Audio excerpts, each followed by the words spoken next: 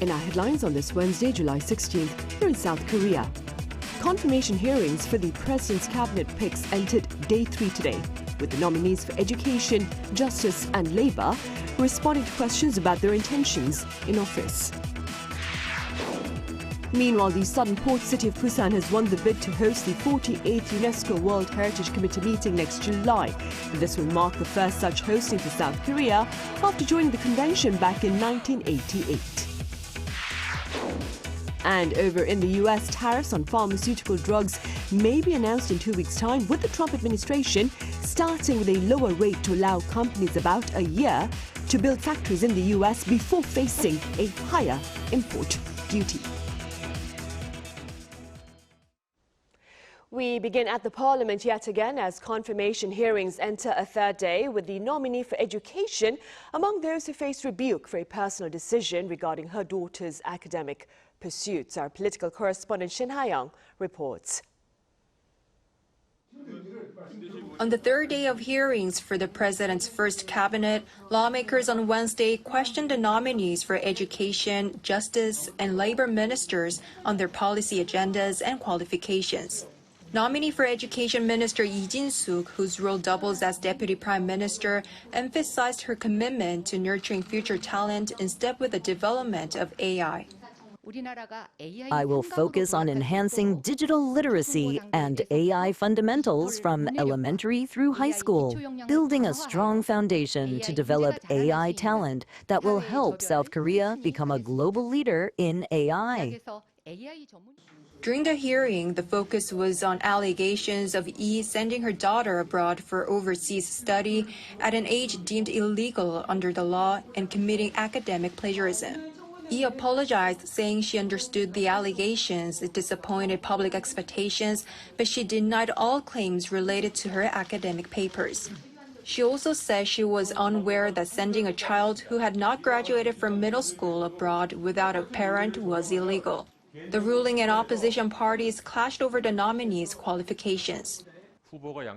If the candidate had any conscience, I would have expected her to step down before the hearing to avoid becoming a burden to the Lee Jae-myung administration. Calling this candidate unqualified? Why are we holding this confirmation hearing? And why are the lawmakers sitting here as committee members? Meanwhile, Justice Minister nominee Chung Song-ho said it was time to resolve the issue of separating the prosecution's investigation and indictment powers, emphasizing his commitment to prosecutorial reform, one of the Lee Jae-myung administration's key campaign pledges. Separating the prosecution's powers to investigate and indict is an inevitable policy direction to ensure its political neutrality, reduce the concentration of power, and to establish checks and balances among investigative agencies. Kim Young-un, the nominee for Employment and Labor Minister, pledged to resolve discrimination against temporary workers and ensure equal pay for equal work as his top priorities. Shin Ha-young, Arirang News. Employment expanded in June on year for the 6th month in a row, but the growth remained uneven by age and even by sector. Our correspondent Kim Do-yeon explains. The employment rate in South Korea continues to grow, but concerns remain. The number of people in employment last month was 29.091 million, an increase of 183,000 compared to the same month last year. That's according to the latest data from Statistics Korea released on Wednesday. Employment has been on the rise for 6 consecutive months since January, but June's increase was smaller than the 245,000 seen the month before. By industry, the rise was led by health and social welfare, professional and scientific services, and educational services. By employment status, the increase was seen among regular and temporary workers, and by age group, it was most notable among those aged 60 and over, as well as those in their 30s. However, the situation for young adults has been getting harder. Looking at the employment rate, it rose 0.1 percentage points year-on-year to 63.6% across all age groups, but for young people, it fell 1 percentage point to 45.6%, the lowest June figure in 4 years. For 14 straight months, the number of employed people under 30 has been falling. Compared to June last year, the loss was 173,000. This is because companies increasingly prefer experienced candidates when hiring, and rolling recruitment has also been on the rise, factors that tend to disadvantage the youth. On top of this, struggling industries continued a downward trend. Employment in manufacturing shrank by 83,000, extending a year-long slide, while construction jobs dropped by 97,000, now down for 14 months in a row amid a sluggish real estate development market. Those industries have been hit hard recently, but the government has recently allocated funds from its supplementary budget to give them a boost. Kim Do-yeon, Arirang News. And over in the U.S., tariffs on pharmaceutical drugs may be announced in 2 weeks' time, with the Trump administration starting with a lower rate to allow businesses time to build factories in the U.S. before facing a higher import duty. Semiconductors will see a similar fate. Our Moon Ji-young has the latest. U.S. President Donald Trump has indicated that tariffs on pharmaceutical imports could be imposed as soon as the end of this month, with duties on semiconductors also on the horizon. Pharmaceuticals will be tariffed probably at the end of the month, and we're going to start off with a low tariff and give the pharmaceutical companies a year or so to build, and then we're going to make it a very high tariff. Returning from a public event in Pittsburgh on Tuesday, Trump noted that the timeline for semiconductor levies was similar and less complicated to that for pharmaceuticals, though he offered no further details. These remarks suggest that these import taxes might coincide with broad reciprocal rates set for implementation on August 1st. The August 1st deadline gives targeted countries time to negotiate for lower tariff rates. Trump in recent days has sent letters to a number of trading partners, unilaterally dictating the rates for tariff on many imports, while maintaining he would continue to carry out negotiations. Trump predicted that he could strike 2 or 3 trade deals, stating, "We're working on probably 5 or 6. Of the 5 or 6, I'm not sure I really want to do them. You know, you want somebody that knows how to negotiate, but we'll probably have 2 or 3. Meanwhile, the Trump administration also announced plans to impose tariff on goods from smaller countries, including those in the Caribbean and Africa, which have not received tailored rates. Caribbean countries, African countries, you have a huge amount of countries that are small, and the president's just going to deal with them sort of the way he thinks is the right way to deal with them. Trump also mentioned that while some countries such as South Korea had shown a willingness to open trade following his threats, others like Japan had not. Moon Ji-young, Arirang News. And despite hopes for 90 deals in 90 days, as shared back in April, the Trump administration has just sealed its third trade deal, this time with Indonesia, whose products into the U.S. market now face a 19% tariff. Our Lee Seung-jae covers this latest deal and more. U.S. President Donald Trump announced a trade deal with Indonesia on Tuesday, where Washington will impose 19% tariffs on goods coming in from the Southeast Asian nation. American goods exported to Indonesia will face no tariffs or non-tariff barriers. Everything we will pay no tariffs, so they are giving us access into Indonesia, which we never had. That's probably the biggest part of the deal. And the other part is they are going to pay 19%, and we are going to pay nothing. The announcement comes after Trump said he finalized the deal after speaking to his Indonesian counterpart, President Prabowo Subianto. Trump previously said he would impose a 32% reciprocal tariff on Indonesian goods.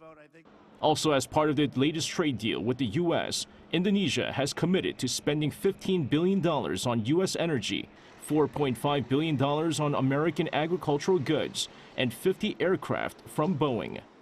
Indonesia becomes the second Asian country to make a deal with the U.S. after Vietnam.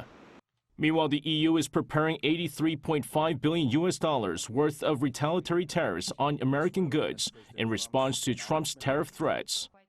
According to Politico on Monday, the European bloc listed American goods subject to tariffs by these 27 member states. The newly added items include aircraft, industrial machinery, and automobiles and auto parts. However, the EU expressed its willingness to continue negotiations with the Trump administration, stressing that no retaliatory tariffs will be in place until August 1st. I can say to you that It is not our intention to come forward with any countermeasures before the 1st of August while negotiations continue. EU's retaliatory tariffs are in response to Trump's warning last week that if negotiations fail between the U.S. and the European bloc, Washington would impose a 30% reciprocal tariff starting next month. Lee Seung-jae, Arirang News. On Wall Street, the tech-heavy Nasdaq closed its trade on Tuesday at another record high, driven by American chipmaker Nvidia. The index closed its session up 0.1% at 20,677.8 on the back of Nvidia, which surged 4% from the day prior to close above $170. Now, investor confidence soared upon news that Nvidia planned to resume sales of H20 AI chips to China.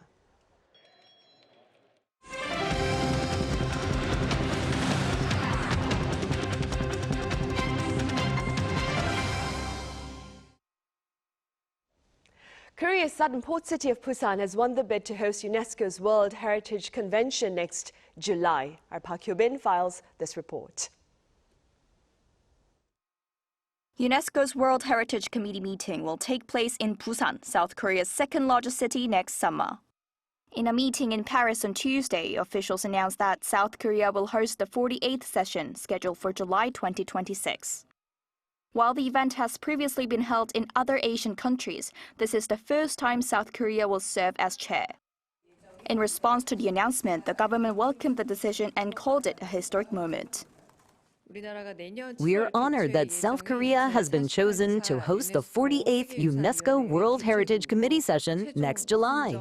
This will mark the first time the meeting is held in our country, and it will be a historic moment to showcase South Korea's cultural leadership to the world. More than 3,000 participants, including representatives from 196 signatories to the World Heritage Convention, are expected to attend to review global cultural and natural heritage from multiple angles. The Korea Heritage Service noted that the announcement is especially meaningful as it comes in the 30th anniversary year of Korea's first World Heritage listings, which include Bulguksa Temple and Seokguram Grotto in the city of Gyeongju. Since joining the World Heritage Convention in 1988, South Korea is now serving its 4th term as a committee member. We aim to promote dialogue among cultures and strengthen international cooperation in line with UNESCO's founding principles. Officials in Busan say the city was chosen for its proven ability to host large-scale events with strong infrastructure, security, and accommodation. The city previously hosted major gatherings like the APEC summit, and officials expect the World Heritage Session to further cement its reputation as a global conference hub. And with thousands of visitors expected, the event is also projected to boost the local economy through tourism and related spending. At the 47th session in Paris, which opened on July 6th, a set of prehistoric rock carvings in Ulsan City was added to UNESCO's World Heritage List. This marks South Korea's 17th inscription on the list, and the 2026 session in Busan is expected to further elevate South Korea's standing in global heritage diplomacy. Park Hyo-bin, Arirang News. In other news, U.S. President Donald Trump is not looking to deliver long-range missiles to Ukraine. The remarks were shared by Mr. Trump himself to members of the media on Tuesday, in response to related questions amid a report by the Financial Times that the U.S. leader had asked his Ukrainian counterpart about Kyiv's ability to strike Moscow and St. Petersburg. The White House, for its part, claimed the president's remarks had been taken out of context. On Tuesday, Trump added that Ukraine should not target the Russian capital city. Meanwhile, also on Tuesday, the Washington Post reported that some members of the Russian leadership are criticizing Vladimir Putin for Mr. Trump's shift in attitude toward the Kremlin. A Russian Emergencies Ministry delegation is in North Korea for talks on disaster response and emergency coordination at the invitation of the regime. According to Russian news agency TASS on Tuesday, the ministry's deputy head, Roman Kurnin, is leading the team, and on the agenda are site inspections and discussions on joint training for rescue and firefighting personnel. Cooperation on this front reportedly follows a memorandum signed by Pyongyang and Moscow last year. Meanwhile, as many here in the country will agree, a cup of Korean bingsu is the hottest way to cool off this sweltering summer. Our Pyongyang had a taste. This summer, a simple cup of shaved ice is emerging as the hottest item on cafe menus across South Korea. It's in high demand in cafes across the nation, especially during the hottest hours of the day, when lines form quickly and items sell out fast. With the weather so hot and humid lately, I wanted something to cool down. I looked for some bingsu.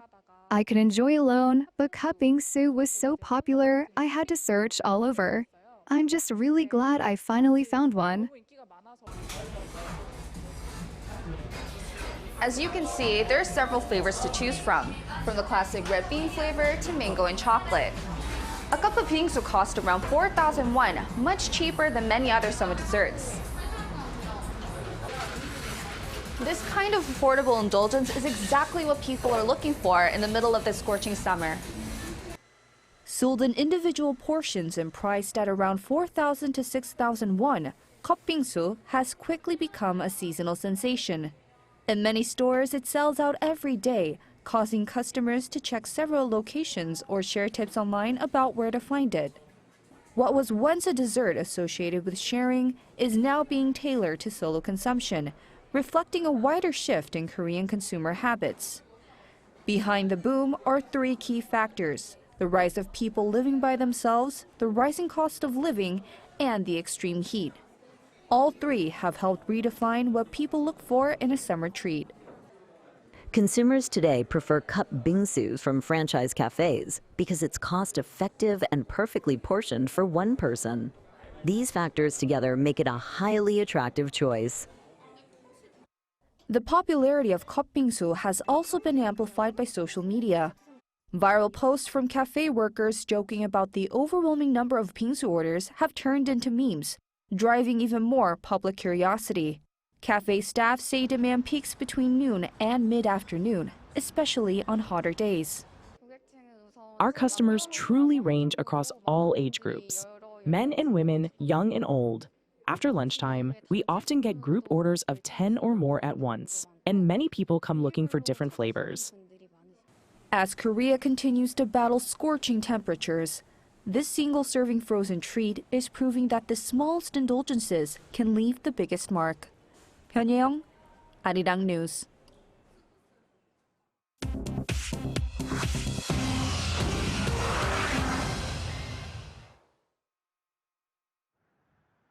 This is The World Now, bringing you the latest stories from around the globe. On Monday, Israel announced that it had targeted Syrian government troops near Sweda as they moved into the largely Druze city to suppress severe sectarian conflicts that broke out on Sunday. Sweda has seen intense fighting for 2 days when armed confrontations between Druze militias and Bedouin tribes took place, reportedly killing approximately 100 people as of Monday evening. Syrian security forces entered the city on Tuesday to enforce a ceasefire. However, their presence triggered armed resistance from local Druze fighters. Israel's Prime Minister Benjamin Netanyahu said he had ordered strikes on forces and weapons in the Sweda area to defend the Druze, citing deep cultural ties and a Syrian violation of the demilitarization of the area. In the United Kingdom, it was revealed on Tuesday that nearly 19,000 Afghans who had applied to move to the UK after the Taliban seized power had their details leaked. According to reports, the UK Ministry of Defence data breach in February 2022 exposed details of some 18,700 Afghan individuals, some of whom aided British forces. Around 16,000 Afghans had been relocated by May 2025, with an additional 4,500 in transit. The accidental leak was first reported in August 2023, resulting in a super injunction that prohibited public disclosure.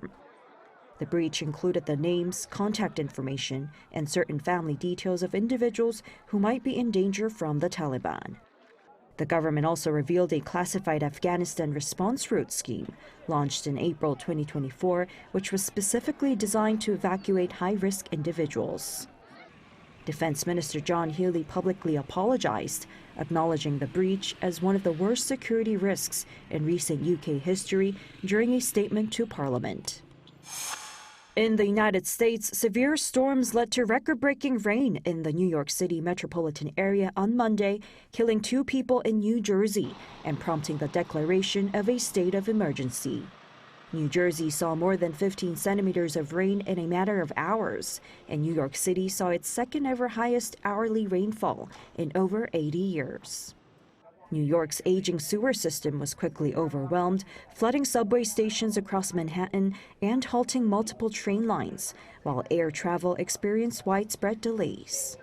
As of Tuesday morning, several major roads in New Jersey were closed due to flooding, and both New York City and New Jersey experienced subway delays. Finally, Italy unveiled the official medals for the Milano-Cortina 2026 Winter Olympics and Paralympics on Tuesday during a ceremony in Venice. For the first time in Olympic history, both host cities Milan and Cortina are engraved on the medals, each made from 2 interlocking discs to symbolize unity and duality between Olympic and Paralympic values. A total of 245 gold, 245 silver, and 245 bronze medals will be awarded during the Winter Games. A total of 137 sets will be awarded in the Paralympics for each of the 3 rankings. The medals are produced from recycled metals using renewable energy. The Games are scheduled to begin in February 2026. Choi Ji-hee, Arirang News.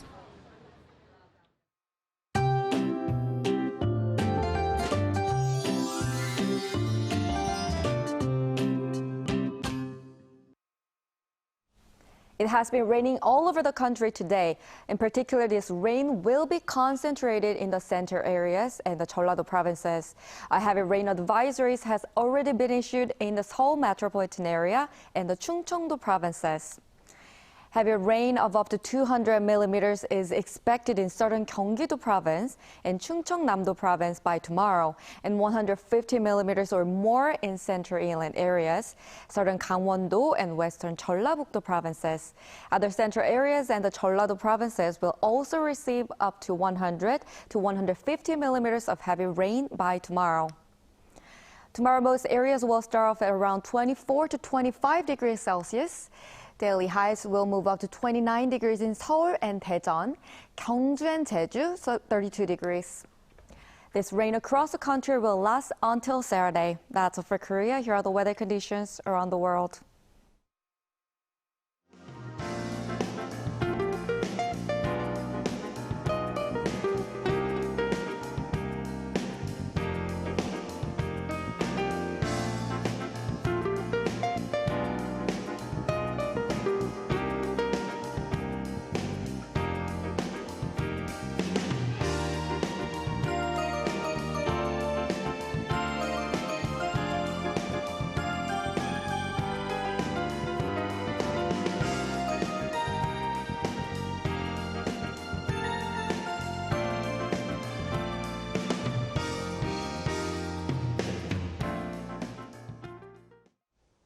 Those are the headlines at this hour here in South Korea. Coming up right after this break is our daily panel session, so do stay with us.